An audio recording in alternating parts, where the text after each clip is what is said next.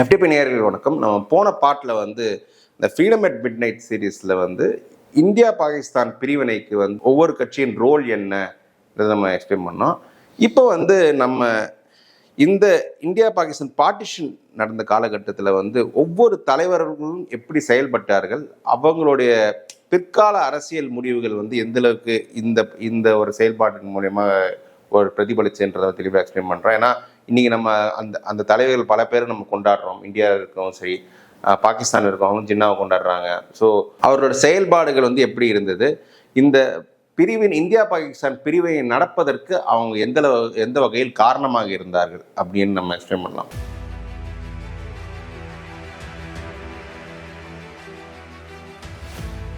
First இந்த கதையின் villain வச்சு ஸ்டார்ட் பண்ணலாம். ஏன்னா இந்தியாவிலிருந்து பார்க்கும்போது இந்த இந்தியா பாகிஸ்தான் பிரிவினைக்கு ஒரு வில்லனாக அந்த ப்ரொஜெக்ட் பண்ணப்பட்டவர் ஜின்னா. ஸோ அந்த ஜின்னா என்ற அந்த கேரக்டர் வச்சு நான் ஸ்டார்ட் பண்ணுறேன். இதில் நிறைய விஷயம் போன பாட்டில் எக்ஸ்பிளைன் பண்ணியிருக்கேன். Jinnah was more of anti Congress than pro Pakistan. அவருக்கு காங்கிரஸ் தலைவர்களை பழி வாங்கணும், தன்னை தான் எந்த காங்கிரஸை விட்டு வெளியேறணும் அந்த காங்கிரஸை வீழ்த்தணும் அப்படின்ற ஒரு எண்ணம். அந்த எண்ணத்தினால்தான் 50 ஆண்டுகளுக்கு முன்பு ஒரு விதைக்கப்பட்ட அந்த 2 நேஷன் தியரிக்கு மறுபடியும் உயிர் கொடுத்து நம்ம தனி நாடு பாகிஸ்தான் வேணும், இங்க இருக்க முஸ்லிம்கள் ஹிந்துக்களுக்கு ஆட்சிக்கு இருக்கக்கூடாது அப்படின்ற பிரச்சாரத்தை எடுத்தாரு. இதுக்கு நிறைய நான் வயலண்ட் மெஷர்ஸும் எடுத்தாங்க. காந்தியை பெரிய அளவு கொண்டாடுறது காரணமே அவர் நான் வயலண்ட் ஆட்டிடியூட் நிறையாச்சு.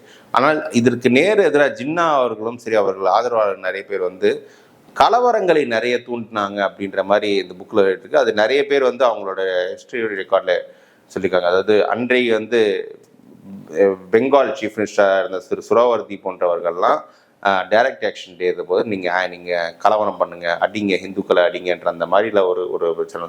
ஸோ ஒரு கலவரங்கள் மூலயமா பாகிஸ்தானை பெற வேணுன்ற ஒரு எண்ணம் அவருக்கு இருந்தது. அது ரொம்பவே ஒரு தவறான இருந்துச்சு. அது எண்ட் ஜஸ்டிஃபைஸ் மீன் நம்ம நீங்கள் மாடர்ன் டே சொல்கிறோம். பட் ஆனால் காந்தியை பொறுத்தவரை மீன்ஸ் ஆர் மோர் இம்பார்ட்டன்ட் இந்த எண்டுன்ற மாதிரி அவர் சொல்வார். பட் ஆனால் ஒரு பாகிஸ்தான் நாடு பெறுவதற்காக கலவரங்கள் செய்த அந்த ஒரு எண்ணம் இன்று வரை அந்த மக்கள்கிட்ட இருக்கு. ஏன்னா நம்ம கலவரம் பண்ணி தான் இந்தியாவில் பிரித்து வந்தோம், அது இந்தியா அரசாங்கத்தை வற்புறுத்தோம். இன்னைக்கும் நம்ம தீவிரவாதம் போன்ற வயலண்ட் ஆக்டிவிட்டிஸ் எல்லாமே இன்வால்வ் ஆகலாம் அப்படின்ற எண்ணங்கள் நிறைய இருக்கு. மற்றபடி ஜின்னாவுக்கு பெரிய பாகிஸ்தான் மீது ஒரு பெரிய ஒரு விஷன் இருந்த மாதிரிலாம் அவருக்கு இல்லை. அவருக்கு தன்னை காந்தியை விட பெரிய ஒரு தலைவர்னு காட்டிக்கணுன்ற ஆசை இருந்தது. பாகிஸ்தான் எப்படி அமைய இருக்க வேண்டும் என்ற ஒரு தொலைநோக்கு பார்வையில் அவர் கிடையாது. இன்ஃபேக்ட் அவர் இந்த சீரீஸ்ல அவருக்கு டியூபர்குலோசிஸால் பாதிக்கப்பட்டிருக்காரு. இன்னும் 1 வருஷம் தான் அவர் உயிரோடு இருப்பார்.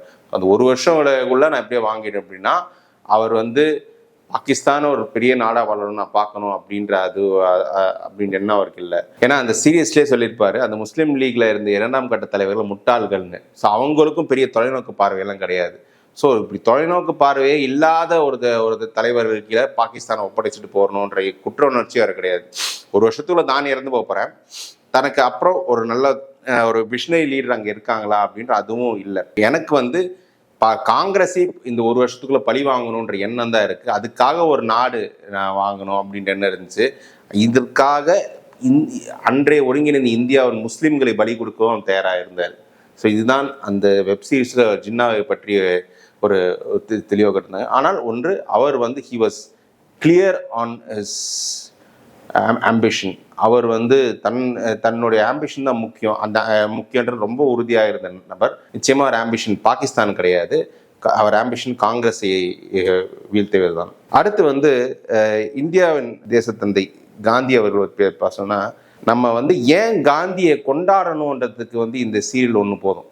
நீங்கள் இந்த சீரியல் பார்த்து புரிஞ்சுக்கிட்டாலே நம்ம தெரியும் அந்த மனிதனுக்குள் எப்படிப்பட்ட ஒரு விஷன் இருந்துச்சு, எப்படிப்பட்ட உறுதித்தன்மை இருந்ததுலாம் அவ்வளோ பியூட்டிஃபுல்லாக சொன்னாங்க. நான் ஜின்னாவை பற்றி எதெல்லாம் தப்பாக சொன்னேன்னா அதெல்லாம் இங்கே சரியா இருக்கு. அவருக்கு இந்தியான்ற நாடு நீங்கள் கொடுக்குற மாதிரி இப்படித்தான் வேணும், இந்த மாதிரி தான் வேணும் அப்படின்ற ஒரு ஒரு தொலைநோக்கு சிந்தனை இருந்துச்சு. இன்ஃபேக்ட் எந்த அளவுக்கு சிந்தனையாக இருந்ததுன்னா அவர் நீங்கள் ஜின்னாவை பிரதமர் ஆக்கிடுங்க நம்ம இதுன்னு சொன்னாங்க. காங்கிரஸ் அதுக்கு எதிராக காங்கிரஸ்காரங்க இருக்காங்க சொன்னோம்னா உங்களுக்கு வந்து நாட்டை விட பதவி தான் வேணும் அப்படின்ற ஒரு ஒரு ஒரு ஸ்டேட்மெண்ட் விடுறாரு. ஸோ அந்த நாட்டுக்காக என்ன தியாகத்தை வேணா பண்ண தயாராக இருக்குங்கன்னா ஏன் ஜின்னாவை பிரதமராக ஏற்றுக்கிறதுல உங்களுக்கு என்ன பிரச்சனை அப்படின்ற அந்த ஒரு ஒரு பிரச்சாரம் செய்தார். அதே மாதிரி இந்த 1947 நோவாக் அலி இன்றைய தினம் அந்த பகுதி பங்களாதேஷில் இருக்கு.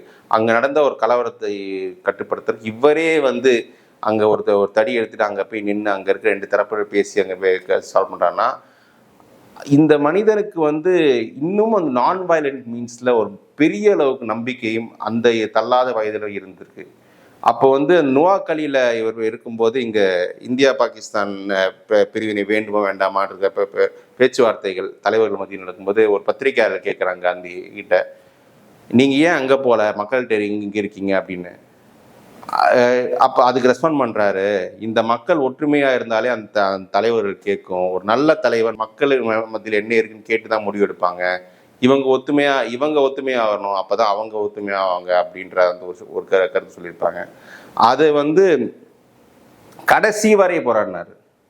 இன்ஃபேக்ட் அது கடைசி தினம் ஜூன் 6ஆம் தேதி காங்கிரஸ் ஒத்துக்கிட்டு நம்ம பார்ட்டிஷன் வேணும், இந்தியா பிரிஞ்சு போகுது, பாகிஸ்தான் பிரிஞ்சு போகுது அப்படின்னு முடிவு எடுக்கும் போது கூட நேரு சொல்வார், எல்லாருக்கும் இதுக்கு சம்மதம் தான், ஒருத்தர் மட்டும்தான் இதுக்கு எதிராக இருப்பாங்க அப்படின்னு. காந்தி அந்த ஒருவர் மட்டும்தான் கடைசி வரை இந்த பிரிவினைக்கு எதிராக இருந்தார். அவர் அந்த பிரிவினை அறிவிச்ச அன்னைக்கு கலவரங்கள் தொடங்கும் போது கூட அப்போ காங்கிரஸ்ல இருந்த ஒரு முஸ்லீம் தலைவர் மௌலானா மசூத் அசார் அவரோட வீட்டுக்கு வந்து பேச இருந்தார். ஸோ அப்படின்னா கடைசி வரை அவர் இந்தியாவில் இருக்க இந்து முஸ்லீம்க்கு ஒரு ஒற்றுமை வேண்டும்ன்றது ரொம்ப முயற்சி பண்ணார். ஆனால் சேட்லி என்னென்னா யாரை வந்து முழுமனசா இந்த பார்ட்டிஷன் எதிர்த்தாரோ அவரை வந்து பார்ட்டிஷனுக்கு காரணம்னு சொல்லி அவரை வந்து சுட்டுட்டாங்க. இன்ஃபேக்ட் அது வந்து ஒரு துரதிருஷ்டமான சம்பவம். இல்லை இன்னும் சொல்லப்போனால் காந்தி அவர்கள் வந்து எப்போ தன்னுடைய விருப்பப்படி இந்த நாடு அமையல அப்போவே தன்னுடைய முயற்சியில் தோத்துட்டாரு. அவர் வந்து ஒரு ஆகஸ்ட் 1947 இறந்துட்டாருன்னு தான் சொல்லுவேன். ஒரு நடைப்பணமாக இருந்த ஒரு மனிதர் தான் ஒரு பார்ட்டிஷனுக்கு வந்து குற்றவாளியாக ப்ரொஜெக்ட் பண்ணி ஒருத்தர் வந்து கொண்டு இருக்காங்க. ஸோ மேலும் நீங்கள் வந்து இது காந்தியோட நிறைய ஆஸ்பெக்ட்ஸ் இதை பேசுவேன். நான் ஜின்னாவை பற்றி சொல்லும்போது முஸ்லீம் லீக் 2ஆம் கட்ட தலைவர்கள் முட்டாள்கள் அப்படின்ற மாதிரி சொல்லியிருப்பான் சொன்னேன். ஆனால் காந்தியை பொறுத்தவரை காங்கிரஸில் இருக்கும் 2ஆம் கட்ட தலைவர் எப்படி இருக்கணும், அவங்க எப்படி அவங்க சிந்தனை இருக்கணுன்றதுக்காக ஒரு ஒரு லட்சியமே இருந்தது. அப்படிப்பட்ட ஒரு லட்சியங்கள் வளர்த்தெடுக்கப்பட்டவர்கள் தான் நேரு, சர்தார் பட்டேல். யார் அடுத்த காங்கிரஸ் தலைவர்னு ஒரு முடிவு நடக்கும்போது சர்தார் பட்டேல் கட்சிக்குள் ஆதரவு இருந்தாலும் நேரு தான் வேணும் அப்படின்னு காந்தி சொல்லும்போது சர்தார் பட்டேல் ஒத்துட்டு வர்றார். அன்றைய தினம் காந்தி எடுத்த முடிவு எந்த அளவுக்கு ஸ்ட்ராங்குன்னா அவரே அது சொல்லிட்டு கட்சி ஒற்றுமைக்கு கட்சியை நடத்துவதற்கு பார்த்தே பட்டேல் கரெக்டாக இருப்பார், பட் நாட்டை நடத்துவதற்கு நேரு தான் சரி என்றால் நேருவின் விஷன் மீது அவருக்கு ஒரு நம்பிக்கை இருந்தது. அவர் தொலைநோக்கு பார்வை மீது நம்பிக்கை இருந்தது. அவர் வந்து எல்லாருக்குமான அரசியல் செய்வார் என்ற அந்த நம்பிக்கை இருந்தது. முக்கியமாக நேருவின் வயதின் மீது நம்பிக்கை இருந்தது. ஏன்னா பட்டேல் அன்னைக்கு 75 இயர்ஸ். ஒருவேளை அன்னைக்கு பட்டேலை முதல் பிரதமர் ஆக்கியிருந்தாங்கன்னா எப்படி ஜின்னா ஒரு வருடத்துக்குள்ள மறைந்தாரோ அதே மாதிரி பட்டேலும் 2 வருடங்கள் மறைந்திருப்பார். அதுக்கப்புறம் மறுபடியும் எலெக்ஷன் நடந்திருக்குமா இல்லைன்னு தெரியல. ஆனால் நேரு அவர்கள் ஒரு 17 ஆண்டுகள் உயிருடன் இருந்து ஒரு நிலையான ஆட்சியை கொடுத்து காந்தியின் விஷனை ஓரளவுக்கு செயல்படுத்தினார். தன்னுடைய மகன் போலே நேருவை ப்ரொஜெக்ட் பண்ணார். அந்த நேருவும் இன்னைக்கு வந்து ஓரளவுக்கு அந்த காந்தியின் விஷன்ஸ், காந்தியின் ஒரு சிந்தனையை வந்து தன்னை பிரதமராக செயல்பட்டு இருக்கார். ஸோ அடுத்து நேரு, நான் சொன்ன மாதிரி காந்தியின் மகன் போலே இருந்து காந்திய வழியில் நடக்கிறேன்றதை தாண்டி தான் ஒரு விஷனரி, நவீன இந்தியா எப்படி இருக்கணும் அப்படின்றதுக்கு தனக்கு ஒரு கனவு இருக்கு. அந்த கனவுகள் மீது செயல்பட்டு அந்த கனவுகளுக்காக என்னென்ன சாக்ரிஃபைஸ் நான் பண்ணியிருக்கேன் அப்படின்ற மாதிரி தெளிவாக எக்ஸ்பிளைன் பண்ணிடுறேன். நான் இந்த நாட்டுக்காக 9 வருஷம் நான் ஜெயிலில் இருந்திருக்கேன். இல்லைன்னா எங்கள் தியாகங்களால் இப்போ பிறந்ததா இந்தியா, இந்த இந்தியா இப்படி தான் இருக்கணும். இன்ஃபேக்ட் பிரிவினை வேண்டும் எப்படி காங்கிரஸை சம்மதிக்கும் போது ஒரு பிரிட்டிஷ் மவுண்ட் பேட்டன் எடுத்த ஒரு ப்ரொபோசல்ல இங்கே இந்தியாவுக்கு மற்ற மாகாணங்கள் எந்த இந்தியாவுடனும் போகலாம், பாகிஸ்தானும் போகலாம், இல்லை தனி நாடுகளுக்கு போகலாம் அப்படின்ற ஒரு கிளாஸ் வரும்போது அது கடுமையை எதிர்த்து பாகிஸ்தானை மட்டும் தரோம், மற்றபடி இந்தியா என்றது வேணும் அப்படின்ற ஒரு ஸ்ட்ராங்கான ஒரு ஸ்டாண்ட் எடுத்து அதே மாதிரி முக்கியமாக எனக்கு பார்ட்டிஷன் நாங்கள் சம்பாதிக்கணும்னா பஞ்சாபும் பெங்காலும் பிரிக்கப்பட வேண்டும். முஸ்லீம் லீக் கட்டுப்பாட்டில் இருந்த பஞ்சாப் அரசாங்கமும் முஸ்லீம் லீக் பெங்கால் அரசாங்கம் பிரிக்கப்பட வேண்டும். அதில் வந்து இந்தியாவுக்கான பகுதி வரணும் அப்படின்ற ஒரு ஒரு டிமாண்ட் வச்சிருந்தது. அதனால்தான் இன்றைய தினம் இந்தியாவுக்குள் பஞ்சாப், ஹரியானா, இமாச்சல் பிரதேஷ் போன்ற மாநிலங்கள் இருக்குது, மேற்கு வங்கம் இருக்கிறது. காரணம் நேருன்ற அந்த மனிதன் அன்றைக்கு ஒரு உறுதியாக எடுத்த எஃபர்ட் தான். ஆனால் இதே நேரு நெகட்டிவ் சைடு என்னன்னா, எமோஷ்னலாக அவர் பிளாக்மெயில் பண்ணி அவர் வற்புறுத்த முடியுன்ற இந்த வெப் சீரிஸ் கொடுத்துருக்காங்க. இன்ஃபேக்ட் இந்த வெப் சீரிஸ் கூட கிடையாது, லாஸ்ட் இயர் சாம் பகதூர்னு ஒரு படம் வந்திருக்கு, அதுலேயும் தெளிவாக எக்ஸ்பிளைன் பண்ணியிருப்பாங்க. 1960 சைனா போரில் நடந்த தோல்விக்கு பிறகு எமோஷ்னலாக ரொம்ப பாதிக்கப்பட்ட நேரு ஒரு உடல்நிலை பாதிக்கப்பட்டு அதனாலேயே அவருக்கு ரொம்ப ப்ராப்ளம்ஸ் வந்துச்சு. பட் அதே மாதிரி அந்த கலவரங்கள் மூலமாக நேருக்கு காங்கிரஸ் தலைவர் கொடுத்த அந்த எமோஷனல் ப்ரெஷர் ஒரு எதிரொலியாக தான் அவர் பார்ட்டிஷன் சம்பாதிச்சார். அந்த எமோஷனல் பிளாக்மெயிலுக்கு வந்து அவர் வந்து அடிபணிஞ்சது தான் நேருவோட வீக்னஸ் அவர் படுத்தப்பட்டது. அவரோட எமோஷனல் வீக் என்ற மாதிரி ப்ரொஜெக்ட் பண்ணது அது ஓரளவுக்கு உண்மையாகவும் இருந்தது. இன்னொரு பெரிய வீக்னஸ் என்னன்னா, அவர் என்னதான் வந்து காந்தியின் சிந்தனை காந்தியின் வழிகள் இருந்தாலும் அவருக்கு வந்து ஜின்னா மீது ஒரு தனிப்பட்ட அவர்ஷன் இருந்தது. அது எதனாலன்னு இந்த தெளிவாக சொல்ல, பட் ஆரம்பம் முதலே நேருவுக்கு வந்து ஜின்னான்ற மனிதரை பிடிக்கல, அவனுக்கு அவரோட பேசுறதே பிடிக்கல அப்படின்னு தான் நோ காம்ப்ரமைஸ் ஜின்னான்றதா இருந்துச்சு. இன்ஃபேக்ட் இந்த பார்ட்டிஷனுக்கு ஓரளவுக்கு சம்மதிக்க அவசரம் தெரிவித்த காரணமே எங்களால் ஜின்னாவோட ஒர்க் பண்ண முடியாதுன்ற அந்த ஒரு ரீசனாக தான் இருந்துச்சு. அவர் ஜின்னாவோட இப்போ வீட்டில் பார்க்கணுன்றத போது அவரோட பெரிய வாக்குவாதம் செஞ்சுட்டு இருந்தார். அதே மாதிரி 1937 நடந்த ப்ரொவின்ஷியல் எலெக்ஷன்ஸில் அன்றைக்கி வந்து காங்கிரஸ் பெரும்பான்மை இடங்களை ஜெயிக்கும் போது முஸ்லீம் லீக் பெருசாக ஜெயிக்கும் போது அப்போ ஜின்னா வந்து 2 பேர் சேர்ந்து பணியாற்றலாம் அப்படின்ற ஒரு ஆஃபர் கொடுத்துருந்தாரு. அவர் ஆணவத்தோடு அந்த ஆஃபரை ரிஜெக்ட் பண்ணார். நாங்கள் எல்லாருக்குமான கட்சி அப்படின்ற ஒரு ஸ்டாண்டு, செக்குலர் பார்ட்டி, எங்களை இந்து கட்சின்னு சொல்லாதீங்க அப்படின்னு.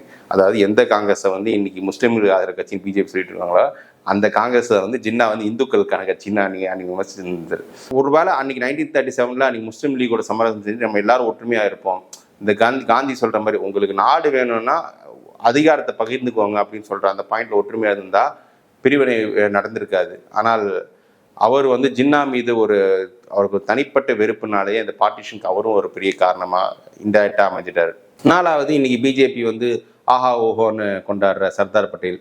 இந்த ஃபஸ்ட்டு எபிசோட்லேயே சர்தார் பட்டேல்ன்ற ஒரு ஆள் வந்து நேரு விட ஒரு விஷன் அடிப்படையில் அவர் கொஞ்சம் குறைவான விஷயம் தான் இருந்துன்னு ஃபஸ்ட் எபிசோட்லேயே தெளிவாக விட்டாங்க.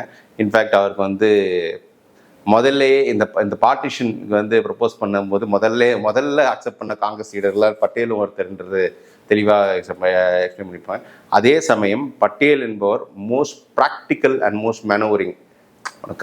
எனக்கு வந்து எமோஷனல் யோசிக்காமல் எது சாத்தியம், இன்னைக்கு வந்து இது நம்ம என்னதான் நம்ம பிரிவினைக்கு நாங்களும் எதிராக தான் இருக்கோம், பட் என்ன வேற என்ன வழி, இது ஒன்று தான் வழி அப்படின்னு காந்தி வந்து ஜின்னா கொடுக்குன்னா ஜின்னாவெல்லாம் கொடுக்க முடியாது, நம்ம இருக்கிறவங்களுக்கு வந்து சமாதானமாக போகிறது இது ஒன்று தான் வழின்னு ப்ராக்டிக்கல் பர்சனாக பட்டேல் இருந்தார். பட் அதே சமயம் பட்டேலுக்கு வந்து நேருவுக்கு இருக்கிற அளவுக்கு அந்த விஷன் இல்லைன்றது வந்து தெளிவாக காட்டப்பட்டது. ஸோ பிஜேபின்னு ஒரு பெரிய ப்ரொபகண்டா பட்டேலோட பெட்டர் பிரைம் மினிஸ்டர் தான் நேருன்றதெல்லாம் அதில் இந்த ஒரு வெப் சீரிஸ் அந்த ப்ரொபகண்டா பெரிய அளவு உடைக்கப்பட்டது.